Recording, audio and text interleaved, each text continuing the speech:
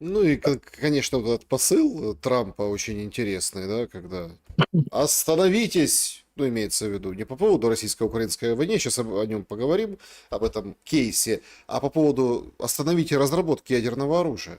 Ну, как бы тоже Он мне на интересно. этом напомнил Золотого батона. Остановите, прекрати, остановитесь. Ну, так остановитесь, все страны, остановите. Януковича, да. Да, да, давайте остановимся, да. Начни с Израиля, дорогой Трамп. Ну, так потому Признай, что, что есть ядерное оружие, потому что как только признается, что у Израиля есть ядерное оружие, а доказательства все выложены, все программы помощи Израилю должны автоматически прекращаться согласно существующим американским законам.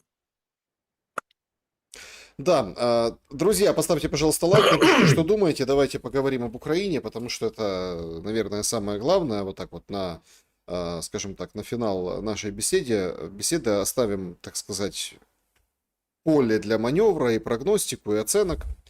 Зеленский в интервью Axios обратился к чиновникам из Кремля, говорит, мол, чиновники, готовьтесь идти в подвалы. То есть он прямо угрожает бить по Кремлю.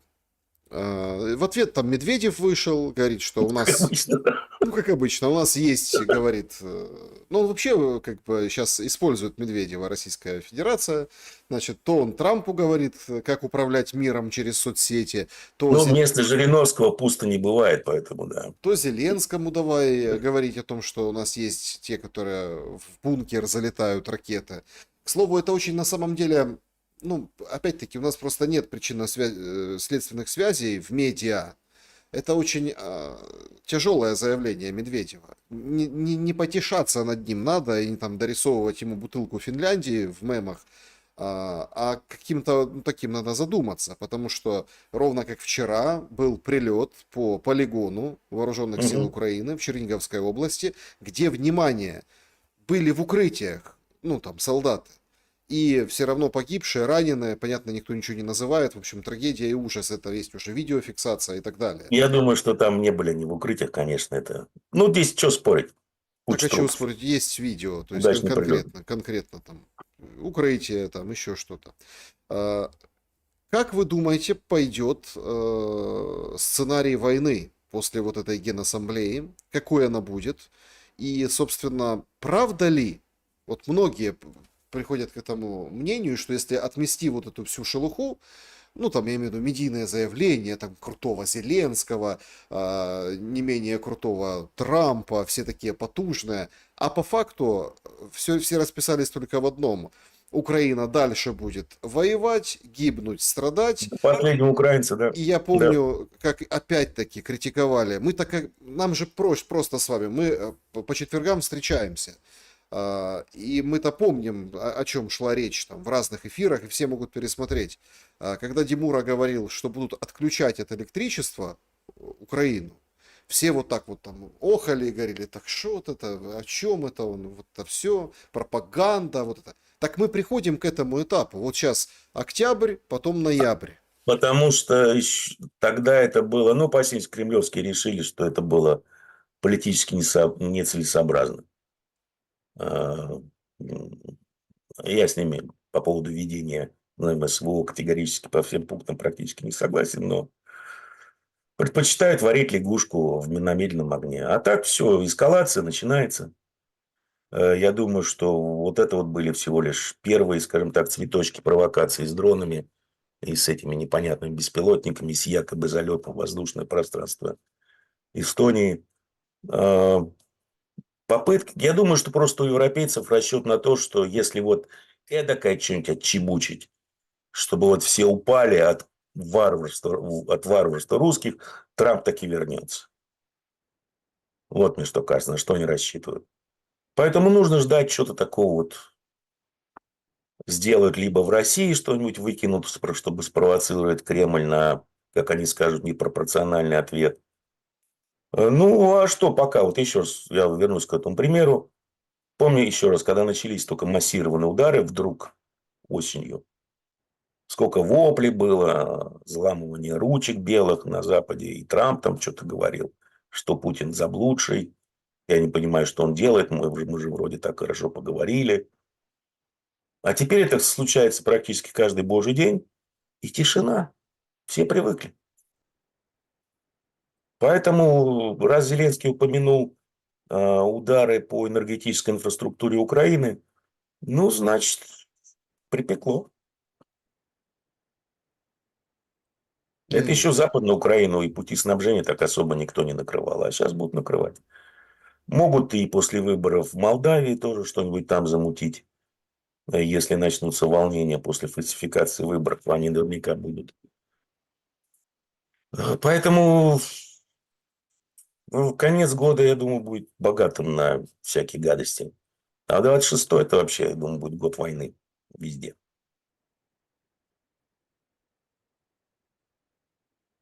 Ну, так м, карты наглядели, что я могу сделать. Я как Нет. Чукча. Что вижу, то пою. Нет, смотрите. Моя палка, два струна, я хозяин, вся страна. Вот что вижу, то пою. Не обессудь. Если, понимаете, в чем дело? Тут просто какой момент? Есть мнение, что если начнется что-то большое, то в Украине оно все заглохнет и заморозится. Ну, в смысле заморозиться? Со стороны Запада может быть. Не со стороны России нет. Ну, Трамп сегодня говорит, остановитесь, Путин, остановитесь, время остановиться. А что не останавливаются?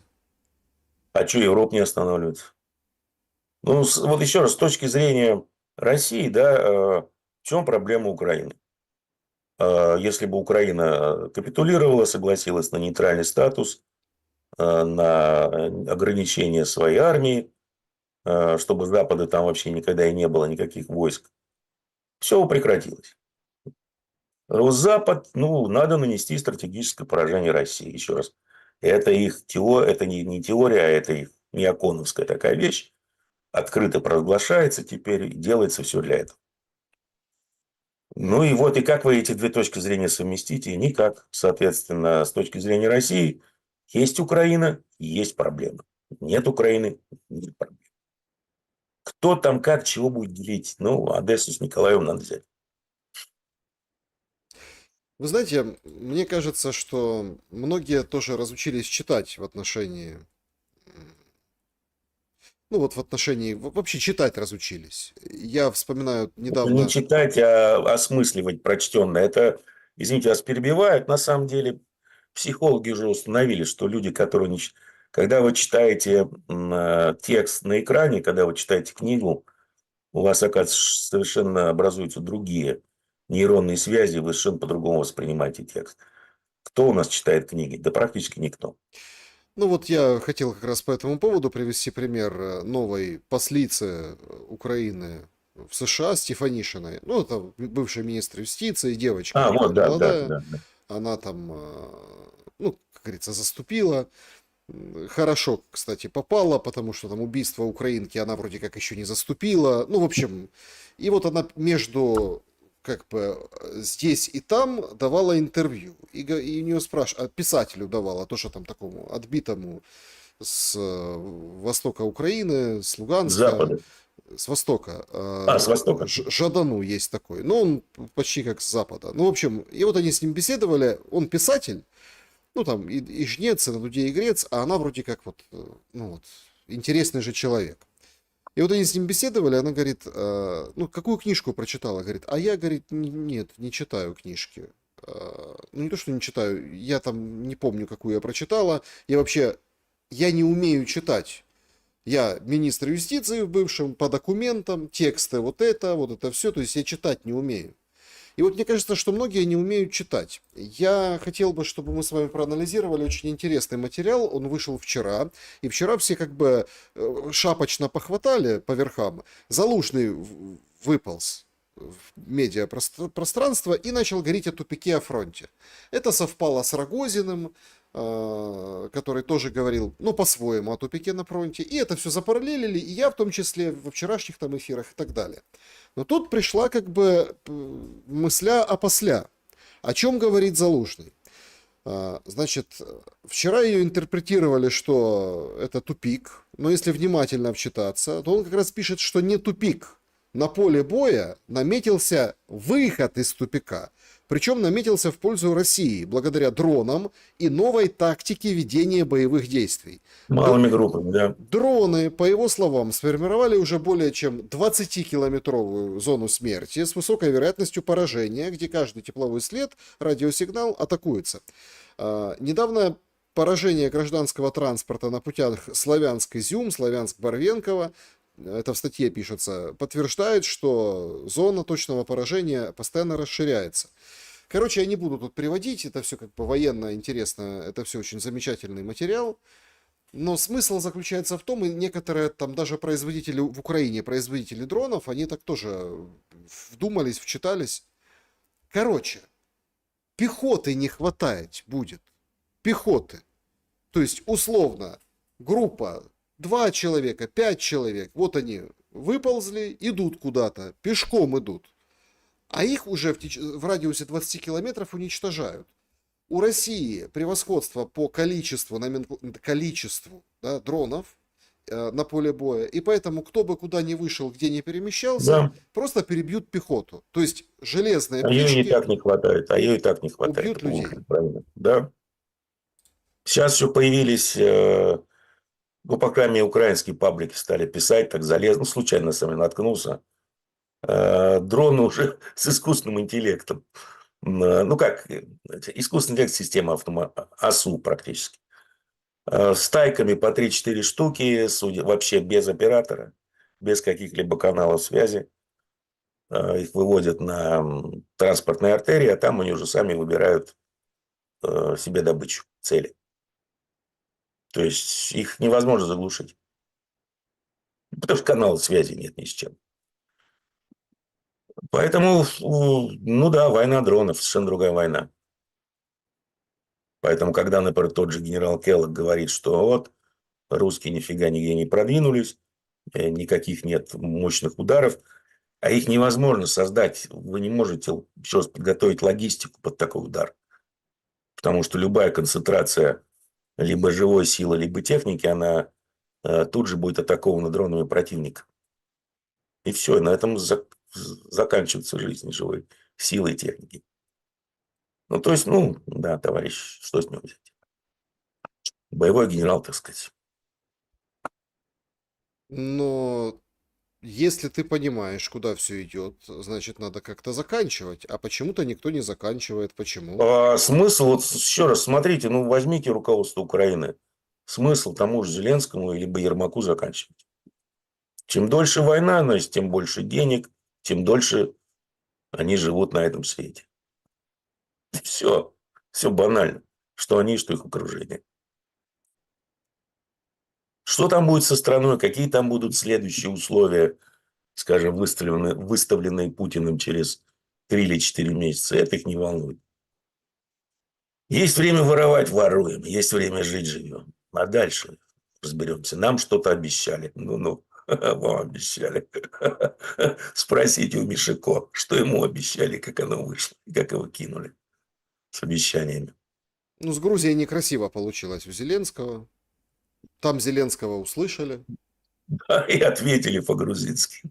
И по-грузински Каха Каладзе, бывший футболист, сейчас Да, мэр да. Тбилиси. Да, И, Харви рот помой, да. то есть это, конечно, такой специфический момент.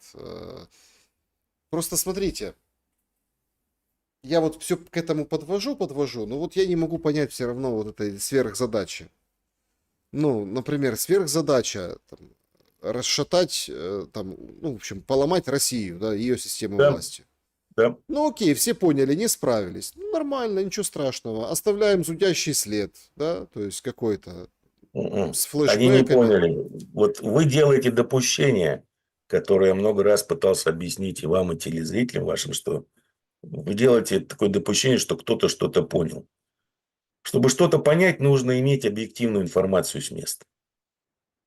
А разведка не дает такой информации больше. Она дает ту информацию, которую хотят видеть люди, принимающие решения. Потому что разведданные везде сейчас, вот на Западе, что в России, не знаю про Китай, но они используются исключительно как, особенно на Западе, потому что там можно, ну, попасть в суд, они используются не для выработки решений, а для обоснования уже принятых решений.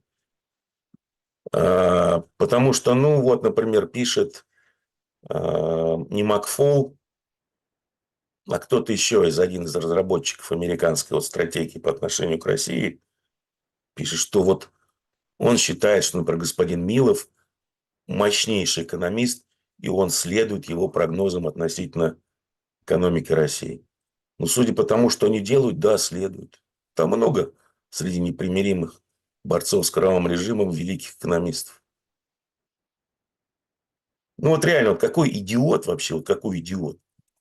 Ну, я знаю, какой идиот, да, там имена есть. Олег Сашенко, еще один товарищ, который здесь возглавлял, я уже забыл какой-то. Кстати, физтех заканчивал мужик, не, должен быть не дураком, оказался идиотом. Ну, вот идея блокировки счетов россиян и вообще идея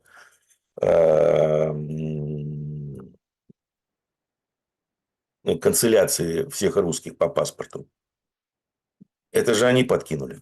У Запада была вот совершенно правильная с точки зрения и геополитики, и, скажем так, воздействия на население политика, что есть кровавый кремлевский режим, а есть население, несчастное население России, которое находится под его гнетом.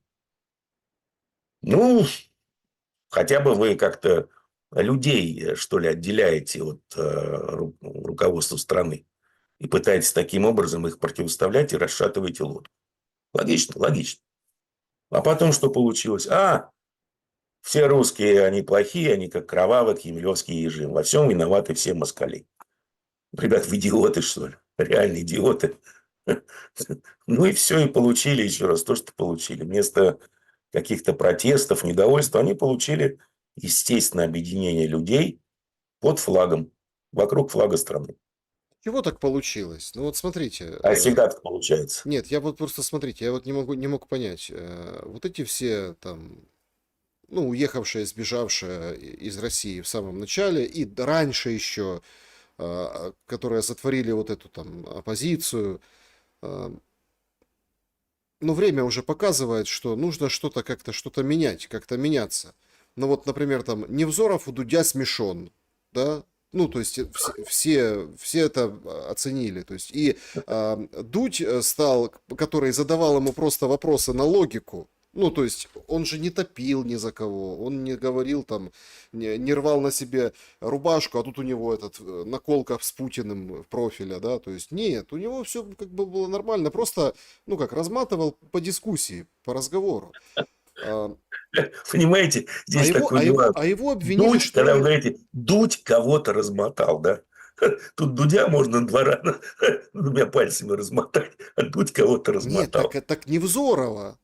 Я и говорю, вы представляете, Невзорова, до величина. какого, до 60 какого, минут вот во что это. превратился Невзоров? Во что превратился Невзоров? Если Дудь его размотал. Вы, кстати, знаете происхождение, откуда возникли все эти Дуди и Кацы, лидеры общественных мнений, вдруг из ниоткуда? Британская программа по гибридным войнам, формированию общественного мнения. Это ребята раскручивала. Ну, чтобы вы понимали контекст. И потом этот Дудь стал рашистом для украинской публики, и когда там с Да, да. абсолютным киевлянином он брал интервью, который не за Россию, который за Украину, Киев с Тоунером, да, который там уехал, и его и марафон песочил, поливал, и одного и второго. Короче, произошел какой-то вот такой перекос. Но фактически это ж все пошло, вот я вот не могу понять источника, где вот, где сломалось, где, ну, поломалась вот эта история. Это же был шанс для этих всех Каспаровых, Ходорковских и всех на свете. Да не было никакого шанса, по большому счету. Ну, я Кого имею в не виду, представил? война имеется в виду, как шанс. Шанс на что? Вернуться куда-то, Да, кем-то. да. Они из себя ничего не представляют. У них шансы нулевые, от слова совсем. Потому что все равно бы делалось под любимым демократическим соусом. Они непроходные. Это почему в свое время Путину пришлось вернуться во власть? Ну, потому что были серьезные опасения, что Медведев просто непроходной. Так и эти, они никто вообще. Понимаете, вот реально никто. А там, да, они выступают. Ведь еще проблема в том, что ЦРУшники, они, наверное, лет 20-25 назад, после уже развала Совка, они стали переходить от агентурной работы к аналитической. То есть реальная информация с мест, от агентов, скажем, общения с людьми, там попытки вербовки, еще что-то, они стали переходить к анализу того, что пишут уважаемая оппозиция и тому подобное, к анализу выступлений даже политических лидеров, такой фигне, экономическому анализу. То есть они потеряли, на мой взгляд, просто огромный пласт информации, которая бы, шла с мест. Потому что они реально думали, что почему я говорю, что стамбульский отказ от стамбульской договоренности был величайшей ошибкой Запада.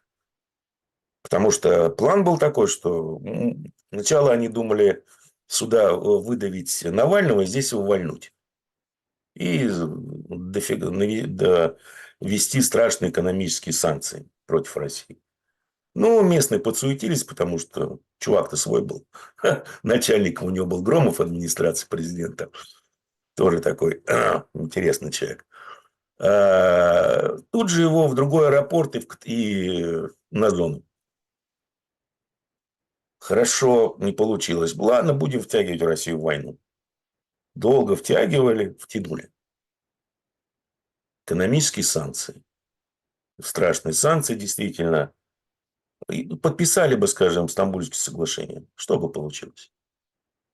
Да, Санкции остаются. отлично все бы получилось, ну, с точки зрения логики Запада. Время работало бы на Запад, Конечно, санкции. обиженная Украина, вот эти на коне, ну, о которых мы говорим, вот это, как вы называете, либерота, да, ну, в общем, Да, либерасня. вот, Толерация. вот, они, как бы, да, они на коне, это же 22-й год, Сделали правильный вспомните. выбор. Но самое главное не в этом, еще раз, это и звать их никак. Экономические санкции остаются, ужесточаются. Война закончилась, никакого, скажем так, никакой накачки экономики войной нет. Далее уровень жизни падает, потому что начинает резко падать, потому что Россия была интегрирована в мировую экономику очень сильно, и рушились все цепочки. Все смотрят, ну да, куда-то вторглись, что-то там все выторговали. Ну, не очень хорошо поступили. Никакой особой помощи от глобального юга тоже бы не было. Подпитки потребительского спроса за счет огромных выплат участникам СВО не было. Военных расходов не было. Санкции лежат. Санкции остаются. Экономика что делает? Правильно. Открывается медным тазом. И уже населению вокруг, скажем так, великого лидера, ну, как бы было бы тяжело объединяться, потому что война закончилась. Ну, ладно, там признали Крым, еще что-то, Донбасс. Ну, его на хлеб с маслом не намажешь. А тут совершенно четко народ увидел. Идет война, с кем мы воюем? Не с хохлами мы не воюем, мы воюем с Западом. Против нас воюет весь Запад. Ну, что, ладно, объединяемся, еще бабки огромные платят. Ну, Гособоронзаказ огромный. плюс еще я хотел добавить, что вот этот вот. Поэтому, скажем так, они это уже не уровень, конечно, Рокфеллеров, которые в свое время все планировали, Бжезинский просто озвучивал, даже не уровень того же, не Бжезинский, прошу прощения, Киссинджер, даже не уровень Бжезинского. Просто я хотел бы добавить, что вот это вот еще характер, который приобретает война. Война такая террористическая, подлая, ужасная. Ну, через... Это, извините, это новая война, это новый вид войны. Это гибридная война в чистом виде. Ну вот смотрите, элементарно, да, то есть это я в прямом эфире в шуме показывал.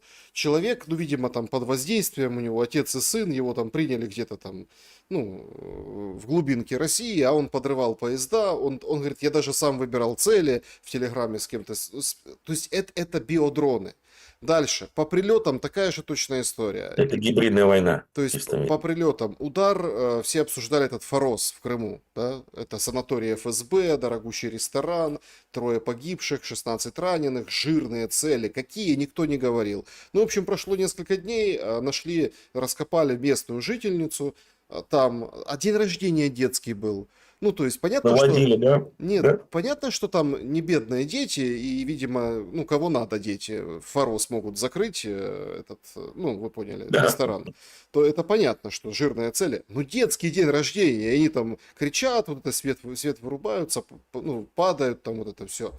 То есть, этот характер медийный, плюс вот этот вот такой подлый, который подсвечен, он тоже в минус Это пошел. не подлый характер, еще раз. Проводилась кампания по дегуманизации противника.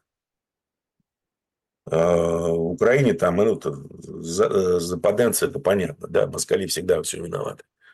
А еще проводилась кампания по дегуманизации противника, и вот эта вот канцеляция русских, все остальное. Это новый вид гибридной войны. Атаки на инфраструктуру, имею в виду даже на цифровую инфраструктуру, попытки раскачать какие-то группы населения против других, скажем так, использование ценных иностранных специалистов для терактов, чтобы их ловили, чтобы все видели, что вот это делают ценные иностранные специалисты. Это все новый вид гибридной войны, и недаром вот эта Милфочка, которая стала главой Ми-6, она как раз большой специалист по этим делам. Ну, то есть дальше будет еще хуже. Да, да. Значит, друзья, давайте подведем итоги нашего вопроса. Засиделись мы со Степаном Геннадьевичем, как вроде не виделись давно, а по четвергам встречаемся, поэтому привыкайте, ставьте лайки, пожалуйста. Значит, откажется ли актер Зеленский от власти? 2%. Да, он давно понял, что это не его. 11%. Если только предложат роль какую-то другую получше. 21%. Это не прописано в его роли сегодняшней, отказываться от власти, то, что он сегодня сказал. Ну и 67% не хочет отказываться, не будет, а будет до последнего хрипа сидеть. Ну, в общем, мнения сошлись, Степан Геннадьевич. У вас с аудиторией что радует? По крайней мере, друзья, спасибо большое, что смотрите. Нас почти 31 тысяча. Пожалуйста, поставьте лайк. Вот прям в прямом эфире возьмите и поставьте. Потому что я уже объяснял в самом начале стрима, что, ну, есть определенные тонкости. Плюс подсанкционный канал, плюс вот эти все алгоритмы. Это ведь тоже показатель времени. Когда четко проходит 5 лет, и YouTube выходит, говорит, ну да, да, мы вот про выборы, про чумку, мы вот это все Ну, клац-клац. это ж так давно было, давайте простим и забудем. Да, давайте признаем, простим, забудем, а люди до сих пор... И я более того уверяю всех, многих, у кого сейчас отключают YouTube-каналы, просто сносят, без объяснения причин. А Ну, их потом, тоже простят, через 5 лет скажут, ну да. ну да, ну бывает, что там миллионники, там еще какие-то каналы. Поэтому, друзья, поставьте, пожалуйста, лайк, это очень важно. Перейдем к вашим вопросам. Давайте в режиме Блиц, Степан Геннадьевич, поехали. Значит, Александр задает вопрос. Лидеры Европы, Англии, Франции, Германии, как расценил посыл Трампа Путину о бумажном тигре и войну за неделю? О каком доверии Путина будет месяц ждать Трамп? Сделает как с Нетаньяху? С Нетаньяху параллели не понял, но вот как расценили лидеры Ну, Европы? я думаю, я не знаю, как они расценили, судя по их реакции, по их лицам, они и по тому, что написал или сказал Туск, но он, скорее всего, эстонец, да, до него наконец дошло, как пиндосы их кинули. То есть, они пытались кинуть пиндосов, ну, вернее, втянуть их в войну, чтобы они не уходили, поэтому устраивали вместе с Зеленским все вот эти демарши по поводу, выдвигая требования явно невыполнимые, чтобы только никаких мирных переговоров не начиналось. Ну, а Трамп, что, он ушел. Адьос, амигос. Месяц, ну, понимаете, вот Путин же, его любимый, его обманул, оказывается, предоставлял ему неверную информацию. А вот генерал Келлок и Это да. наркетик ему правду сказали. Но я думаю, что Трамп, он такой достаточно подозрительный товарищ. И он подумал, а вдруг и эти обманут? Вот мы тут напели, что мы сейчас куда-то выйдем. Давайте-ка я месяц подожду, посмотрю. Мгм. Как говорится, Николай, я всегда, как говорит Трамп, я всегда за тех, кто побеждает. это да. Может быстрее Путина простит, я не знаю. Еще и в Афганистан вернется, Степан Геннадьевич. Но это, о чем туда полез-то, дурачок? Когда после того, как судьи-то сказали, дорогой Трамп, после Да. того, как твоя шестерка тут отчудила, Мы к Пакистану Иди. поближе, к его ядерному зонтику, да. Ну, они, между прочим, саудиты платили за этот ядерный зонтик, и они просто формализовали соглашение, что Пакистан разрабатывает, саудиты платят, но в случае чего Пакистан предоставляет. Поэтому тут же Трамп и побежал в Афган на базу Баграм. Правда, не зная истории, как всегда соврал, что ее строили не американцы, ее строил Советский Союз в свое время. Значит, Николай, добрый вечер. Степан Геннадьевич, почему российское руководство практически потакало Майдану? Очень Крым хотелось. Я думаю, при желании Россия могла бы помочь Януковичу не допустить того, что произошло. Ну, пытались, я думаю. Просто посмотрите, сколько так денег было потрачено на так называемую русскую весну в 2014 году. И что получилось? Поэтому одно дело хотеть, а другое дело выполнять это на практике. Как говорится, набирают преданных, а спрашивают как с умных. Ви- Простое объяснение. Виталий, Степан Геннадьевич, вопрос к вам. Каковы шансы, что Зеленский сделает вид, что не понял издевательский тон Трампа, подбадривающего идти на границе 91-го, возьмет Зеленский и пульнет штормы, фламинги с помощью французских спутников по чувствительным точкам России? Начнется, Может. начнется серьезная эскалация, а глобалисты тогда заверещат. Это все Трамп, это он наускивал Зеленского. Заранее Да спасибо ну, за ответ. слушайте. Да ну. Нет, это вы немного усложняете. Во-первых, я думаю, еще раз повторюсь, я думаю, что Трамп, то, что он говорил искренне, потому что, судя по всему, он немножко переобщался с генералом Келлогом, соответственно, у него в голове что-то отложилось. На какое время, я не знаю. Может, день хватит, неделя, не знаю. А дальнобойное оружие, ну, там тоже, понимаете, Зеленский говорит, что нам разрешили, Трамп говорит, нет, не разрешаю. Это тоже может все меняться, слова несколько раз на дню, как мы все уже теперь поняли. А дальнобойное оружие, думаю, будет так или иначе использовано в качестве, скажем так, достаточно болезненного, неприятного медийного удара, чтобы спровоцировать Кремль на, ну, Ядерку, что-нибудь такое варварское. да, на Например, ядерку. ну, да не, ну какая ядерка? Тут без ядерки можно спокойно, я не знаю, центр Киева в асфальт закатать, по большому счету. Зачем ядерку применять? Ну и, соответственно, в надежде на то, что весь мир увидит и ужаснется, и Трамп вернется в войну. Эскалация, еще раз говорю, она только начинается. И потом я думаю, что вот этот вот план Паутина, который был исполнен не совсем удачно, я думаю, еще здесь осталось у Ми-6 и у наших партнеров много возможностей и сетей. Мгм. Значит, следующий вопрос. Это, кстати, очень интересный. Владимир Галяченко задает. Надо вдуматься. Значит, здравствуйте. Может ли получиться такая ситуация? Начинается кризис, все цифровизируют, токенизируют и так далее. А обладателей золота, серебра даже не запретят законами, просто через блокчейн запретят покупку и продажу. Не предназначены, мол, цифровые деньги на покупку и продажу металлов с сомнительным происхождением. У тебя, получается, есть золотые, серебряные монеты, а пойти в магазин хлеба купить ты не можешь. И государство скупит все по сильно заниженной цене. Есть ли смысл уходить в драгоценные металлы? Слушайте, во-первых, это все зависит от введения и принятия тем же населением цифровых валют центральных банков, скажем так. В Нигерии такой опыт проводился, закончилось все печально для правительства. В России, ну, в России, слушайте, посмотрите на всех этих алфавитных, как я их называю, зумеры, шмумеры, пумеры и остальные, альтушки, пампушки. Когда начинают глушить интернет в России, да, посмотрите на них, на несчастных. А теперь подумайте о планах цифровизации всего и вся нашим замечательным правительством в условиях неустойчивого интернета. Так что еще раз я повторюсь, что вот я не просто так здесь пока нахожусь в России, потому что это то место, где, скажем так, все великие планы за кулисы Они разбиваются с суровой реальностью вертикали власти. А суровую реальность такой-то матери, да.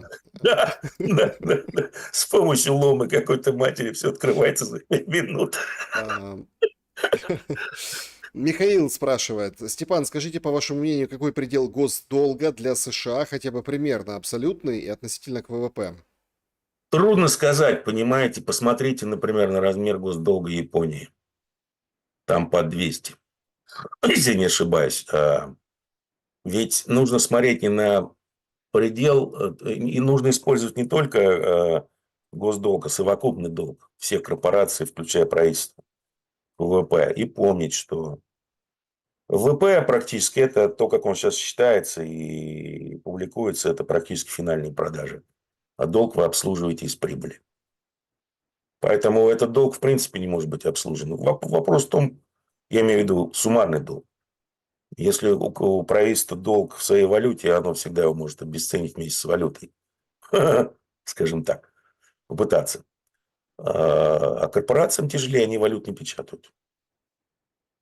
Виктор, Степан Геннадьевич очень разный, но Александр на канале здраво рассуждает, интересно слушать. На своем телеграм-канале очень много желчи на институты власти в России. Почему? Где настоящий Демура? Может, просто заразительного смеха не хватает?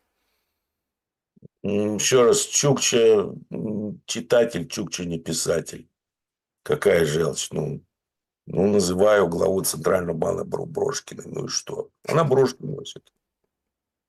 ЛЛС пишу. Ну, посмотрите на ее образование. Ельский университет в том числе, если не ошибаюсь. Агент Ми-6. Еще раз, вы не понимаете, вот все эти так называемые патриоты, они не понимают, что я самый патриотичный из всех патриотов. Объясню почему. Года 3 назад президент Путин на очередной пресс-конференции годовой задал архиважнейший вопрос момента.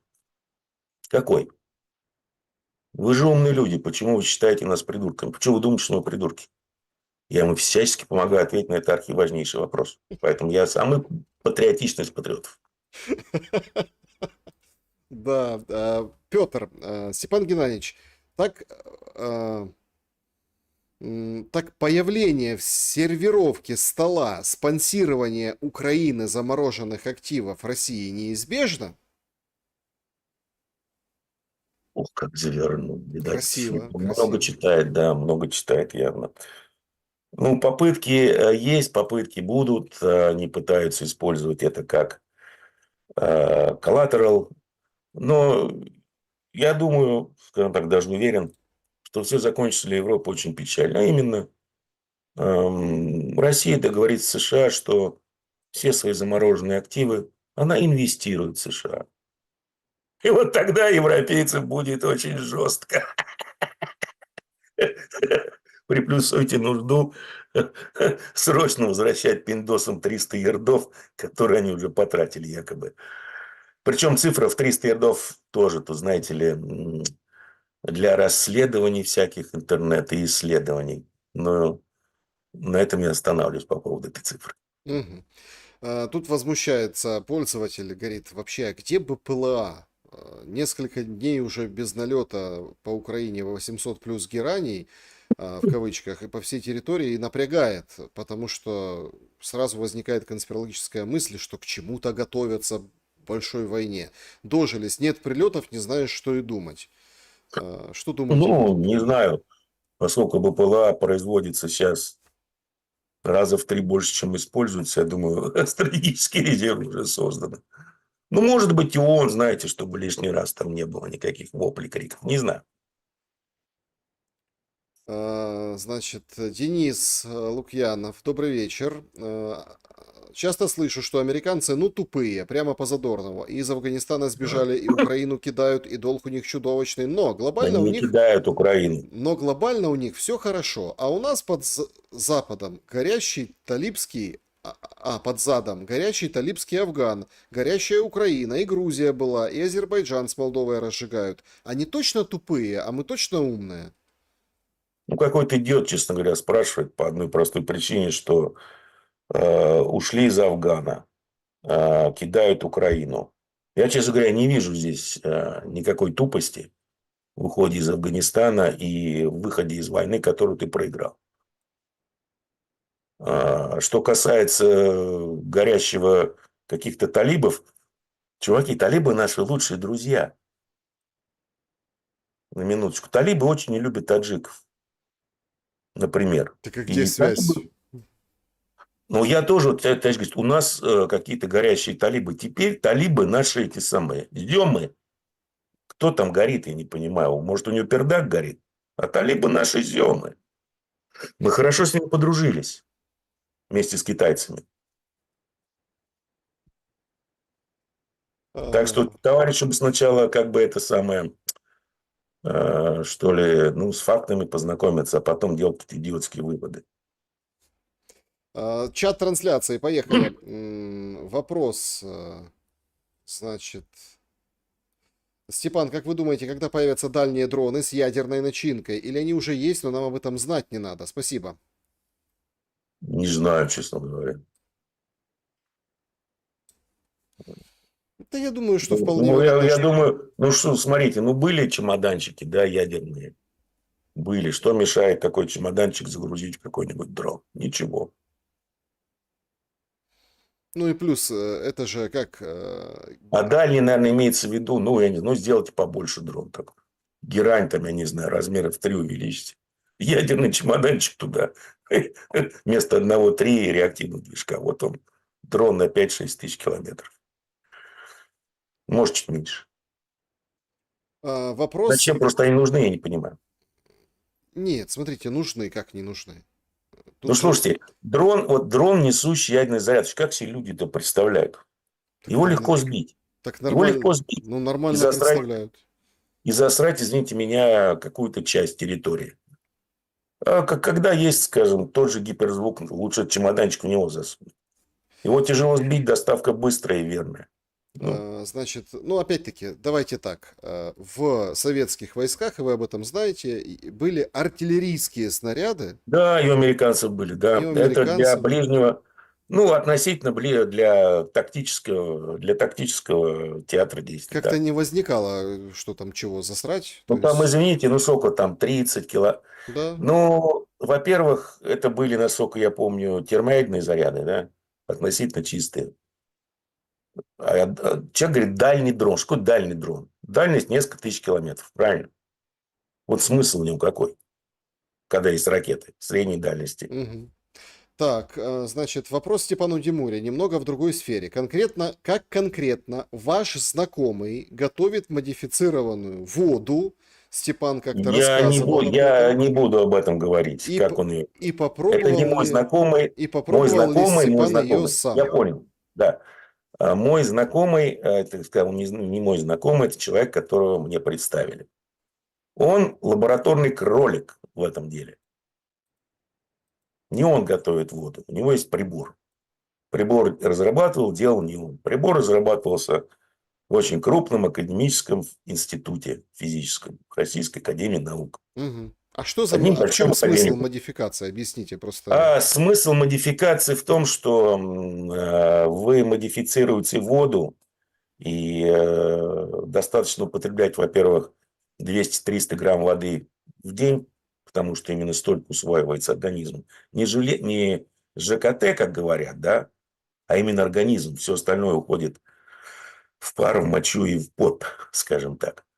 Изменяются свойства крови, свойства клеток изменяются. И, ну, скажем так, не то чтобы омоложение, но продление жизни организма и его функциональных возможностей. Живая вода. Она не живая, она просто останавливает или нормализует процессы обмена веществ в организме, скажем так. Мгм. Я понял. Ну, просто что, чтобы понимали, о чем речь. Это я это самое, меня этот разговорил, как его, Франциско Юрик, про разговор Путина с товарищем Си Да. про 150 лет. Говорю, Юрик, слушай, расслабься. Это давно сделано. Уже есть, уже, да. Ну и мы Ну, не же, то чтобы 150, но не, ну мы же тоже и сказки знаем, вот эти живо, русские. да, да. Да, да, конечно. На самом деле, может быть, в каждой сказке есть доля правды. Ну, все же прикалываются, эти свет мой зеркальце скажи, Кстати, вот вот это все, все. как Это все всегда, селфи, это все вот телефонные. это исследование, оно началось, как всегда, с космоса. Был поставлен вопрос, что, слушайте, тянуть столько воды, тянуть тяжелые установки по, скажем, очищению мочи, очищению воды куда-нибудь на Марс слишком накладно. Как бы вот посмотреть, может быть, ее как-то можно электромагнитным полем облучить, чтобы пили меньше. Ой, Степан Геннадьевич, вы все еще верите в любовь? Владимир Студеникин спрашивает. Да. Это прекрасно. Оксана интересуется, значит, латыни на такой Но не же... к ближнему. Я понял, не к ближнему, к дальнему. К дальнему. Оксана интересуется, латыни на такой же проект, как и Невзоров? Спрашивает. Как вы думаете? Ой, слушайте, я не знаю, просто я вам скажу так, что бороться с «Газпромом» на деньги «Газпрома» – это нечто. Делайте выводы сами. Просто это люди все из серии, что они видели корыто, но их корыту по каким-либо причинам не допустили, и они очень сильно обиделись. Вопрос, Степан Геннадьевич, еврейцев ждет исход в Египет или снова 40 лет по пустыне? Круг замкнулся? Ну, по пустыне, я думаю, не получится, потому что у иранцев будет грязная бомба, обычно ядерная бомба. Кроме шуток, я думаю, что все может закончиться очень печально, что еврейцы начнут применять ядерное оружие, на что мусульманский мир, в том числе Иран, наверное, ответит своим ядерным оружием. А оно у них грязное, поскольку у них обычные ядерные бомбы, не термоядерные. Алиса спрашивает, уважаемый Степан Геннадьевич, считаете ли вы Путина диктатором, а россиян людьми с рабской натурой? Отчасти, да. Ну, у нас как? У нас же ведь сколько у нас было лет советской власти, совка, большевизма. До этого у нас был царизм. Ну и замечательная религия на нашей территории. Религия рабов, так называемая. Подставь вторую щеку, что называется. Поэтому здесь, к сожалению, долгая история. Но единственное радует, что показали, опять же, ученые на крысах, правда, что поведенческие особенности передаются по наследству через РНК, а не через ДНК. Поэтому это все обратимо. Если вы посмотрите на молодое поколение, всех этих кумеров, зумеров, как я их называю, над ними стебусь, потому что они, к жизни, по-моему, не подготовлены от слова совсем. И А, не очень умные, образованные. Но они, по большому счету, очень свободные люди, если их сравнивать со старшим поколением. Это небо и земля. Давайте вот такой еще вопрос. Техник, пользователь, ник такой, уточняет. Так Россия договорилась с США по Украине или США Да. стремится к Нет, стратегическому нет, поражению договорились. На России, мой используя взгляд, Украину? Это разве не нам противоречие? нет, не противоречит. Объясню почему. Потому что договоренности по Украине есть, но договоренности были отчасти достигнуты потому что будет продолжение войны. Но США то лезть не будут. Соответственно, у них еще остается надежда, что экономика очень слаба, армия – это бумажный тигр, соответственно, рано или поздно русские собственным дерьмом и захлебнутся, как они считают. Поэтому здесь никакого противоречия нет. Потому что, еще раз, решить вопрос Украины не на поле боя просто невозможно. Потому что позиции сторон, как я много раз говорил, они прямо противоположны. Мгм. Говорят о повышении уровня золотовалютных резервов до каких-то сказочных цифр, при том слышим, что дефицит бюджета и повышение налогов. Как говорится, а где деньги, Зин? ЗВР за бугор снова отправят? Спрашивает Таурица. Я не знаю, о каких ЗВР они говорят, когда якобы 300 ердов заморожены там, поэтому о них можно забыть, почему они их учитывают. А во-вторых, посмотрите на Британию, что там происходит после... Да не только на Британию, посмотрите на любой крупный город США, который превратился в гетто. Почему? Ну, потому что поднимали налоги. И вот посмотрите на тот же, например, это, кстати, еще при Кудрине было, когда они что-то там подняли, я сейчас не помню, по-моему, налоги на доходы, в результате собираемость упала, все ушли в тень. Так и здесь, посмотрите на утильсбор, подняли, его собираемость сократилась. Сейчас еще раз поднимут, собираемость еще больше сократится. Потому что люди перестанут покупать машины. Например. Я еще раз говорю, я считаю ЦБ и Минфин слабоумными. Реально, могу на пальцах даже объяснить, но не буду. Много раз это делал. Просто надо понимать одну простую вещь, что у нас очень низкое отношение долга к ВВП. И все, в принципе, разумные страны, где экономический блок имел хотя бы полторы извилины, при таком отношении долга к ВВП всегда увеличивали долг. Потому что в данный момент у вас совершенно идиотская политика монетарная Центрального банка. Бизнес сейчас по последним опросам чувствует себя хуже, чем в 2000 году, во время начала чумки.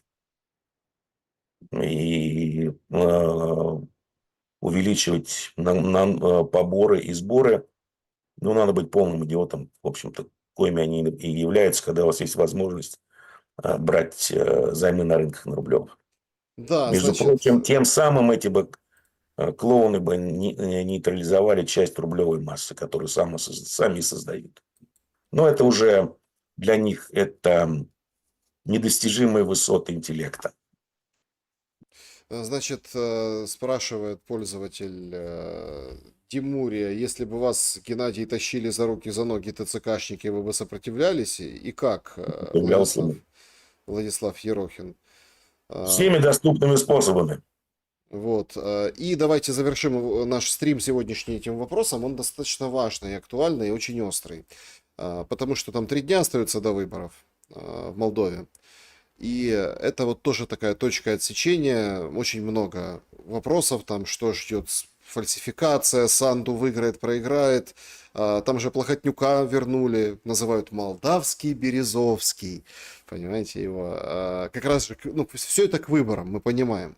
Есть мнение, что, опять, я хочу, чтобы вы высказались на этот счет, что условно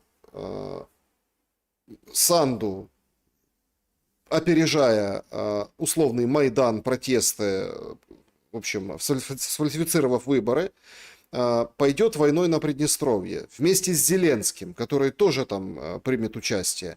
Путина вынудят каким-то боком отвечать каким-то образом. Почему-то считается, что он будет стремглав броситься на Одессу, там, переплывать Днепр и попадет в одесский капкан. И тогда, собственно, вот этот весь, ну, новое дыхание войны и вот этот план о том, что все развалится, разрушится, и россияне скажут: ё-моё, нахрена нам нужно было это Приднестровье, с Украиной не закончили, и, собственно, все по новому кругу.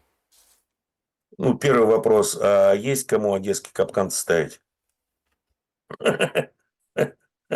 Все силы, которые готовились к очередному Хрюка-наступу, элитные силы, брошены на север Покровска.